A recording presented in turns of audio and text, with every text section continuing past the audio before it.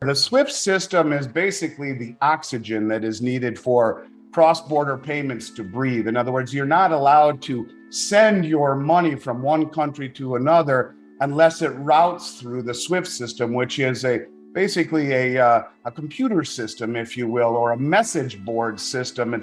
That allows banks to trade money back and forth and clearing through a U.S. settlement bank system. So in order to trade dollars, you have to have access to the SWIFT system. And if you are kicked out of the SWIFT system, you cannot trade dollars. And if you can't trade dollars, you can't buy oil and you can't sell your goods globally. In essence, it isolates you.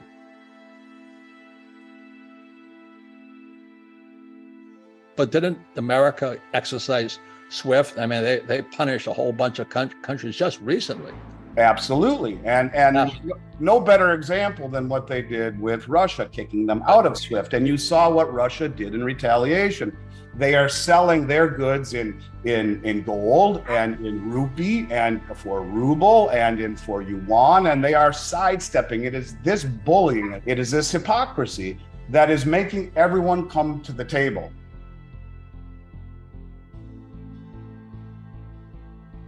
It's important to understand something. So all of these banks over the last several years have accumulated with the deposits that they received since the president was able to remove all of the reserve requirements during the pandemic to zero. So most of these banks have virtually nothing in the way of currency on hand.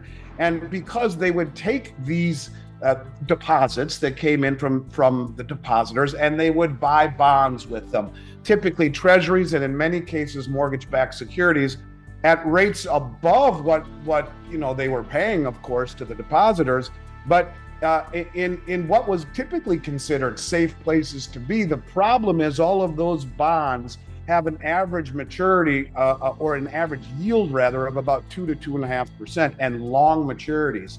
And so the problem is that since interest rates have risen closer to 5%, every one of those bonds in their portfolio have lost 50% or more of their value. Now, the banking regulations say that they don't have to mark those to market until they sell them. And so they have a whole balance sheet filled with toxic assets that have lost over half their value or more. So in the case of SVC, when you saw a run on the bank, for whatever reason, you get people running on the bank because there's so little cash, the reserve requirements have been slashed to nothing. These banks are forced to sell their bonds at a huge loss in order to meet customer demands to get their money back. And if enough people redeem or withdraw their money, and the banks are forced to liquidate their bond holdings, which have been eviscerated by rising rates, then as we saw last week, a large bank can become insolvent in less than 24 hours. And that's exactly what happened. In 2018, the following year, you guys, those same groups that repatriated their gold bought more gold as a group than they did in the 60 years combined previously. So now something's really going on. These banks are repatriating their gold from the Fed and the Bank of England. Now they're buying copious amounts of it. Really interesting. In 2019, those numbers were up nearly 100% in terms of central bank purchases. It's really ramping up. Central banks not only have repatriated their gold, but now they're really buying it. Out of nowhere, the German Bundesbank, who had attempted to start repatriating their gold a year or two earlier from the Federal Reserve in New York, finally made a big deal about it publicly. And they said, hey, send us back all of our gold.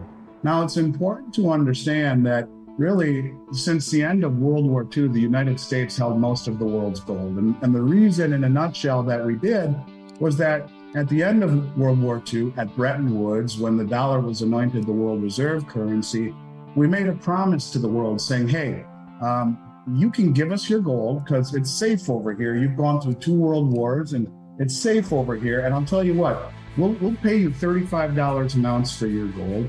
And in turn, you take the proceeds of that and you buy our US treasuries. And this will give you a return on a non-interest bearing asset, and it will be held safely, and we will always sell it back to you for $35 an ounce. So Germany says to the West, give us back our gold.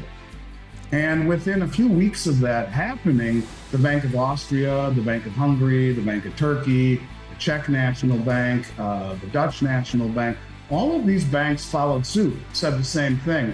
Give us back our gold. And they said it not only to the New York Fed, but also to the Bank of England. We want to repatriate our gold. This is really strange at this moment because here we are in the midst of a downdraft in gold that is now going on 5-6 years, and the central banks are repatriating their gold.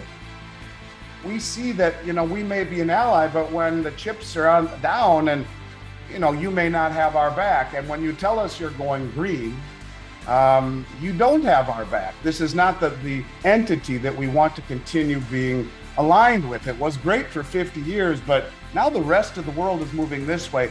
And as Zoltan Pozsar, the repo market guru from originally the New York Fed and now at UBS, says, this is a new system, a new era dominated by transparency and commodities.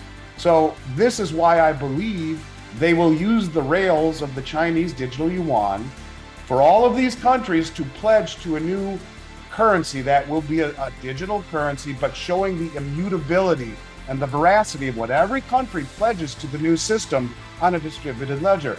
That is the glue that makes it all stick. The rallying cry is everything that we are doing to destabilize the world and our sanctions. And then you put that into context with all of the nonsense we're doing right now inside our country, and spending money that we don't have, borrowing money that we don't have to fight wars that we shouldn't be a part of, or doing things that are just nonsense and destroying the value of the dollar. It only accelerates and substantiates these moves that are being made by these countries, and many of which have been our allies forever. And they, they're like, hey, thanks for the memories, guys. So out of nowhere, the International Monetary Fund, well, this is a group of nearly 200 countries that was established at Bretton Woods, says to the world, hey, we want a new Bretton Woods. Well, what does that mean? That means that 200 countries from around the world want a new standard that isn't what the original Bretton Woods standard is, which is the US dollar is the world reserve currency. It said right on their website, we're requesting a new Bretton Woods moment, whatever the heck that means. But that really started to make me think, geez, this is bigger than even I had thought. When you have 200 countries from around the world on top of the Belt Road Initiative, on top of gold being reclassified Tier 1, on top of all the central banks repatriating their gold, now the IMF wants a new standard. So now I'm convinced something's going on.